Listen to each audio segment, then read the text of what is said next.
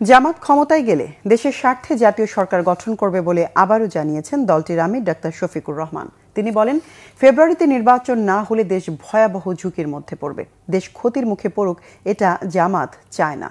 ইউরোপীয় ইউনিয়নের রাষ্ট্রদূতের সঙ্গে সৌজন্য সাক্ষাৎ শেষে সাংবাদিকদের সঙ্গে আলাপকালে তিনি এসব কথা বলেন। ডাক্তার শফিকুর রহমান বলেন, জামাত রাষ্ট্রীয় ক্ষমতায় গেলে দেশে প্রপোর্শনাল রিপ্রেজেন্টেশন পিআর ব্যবস্থা চালু, আইনি শাসন প্রতিষ্ঠা এবং অর্থনীতি সচল করার পদক্ষেপ নেওয়া হবে। তিনি বলেন, জামাত ধর্মকে ব্যবহার করে না, ধর্ম কাজের অংশ। বরং নির্বাচনের আগে যারা টুপি পরে তসবিহ হাতে ছবি তুলতে ব্যস্ত থাকে তারাই ধর্মকে ব্যবহার করে। জামাতের আমির দাবি করেন, দুর্নীতির বিরুদ্ধে কঠোর অবস্থান নেওয়া হবে। কেউ দুর্নীতি করবে না, করতেও দেয়া হবে না।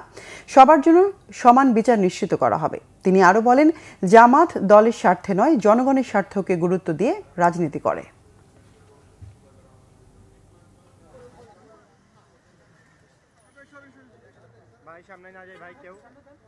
আমরা মনে করি যে ফেব্রুয়ারির ঘোষিত এই টাইমলাইনের ভিতরে নির্বাচন হওয়াই দেশের জন্য একান্ত প্রয়োজন।